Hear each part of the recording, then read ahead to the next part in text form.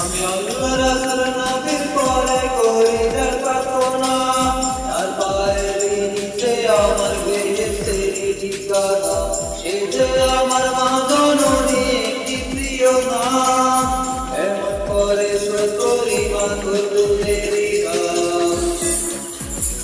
দুনিয়ার কিছু দিয়ে শুধু হবে না, ওই মা গো আমার আগে উদার মারিস না। দুনিয়ার কিছু দিয়ে শুধু হবে না, ওই মা গো আমার আগে উদার মারিস না। আমি আল্লাহ রাসূল নবীর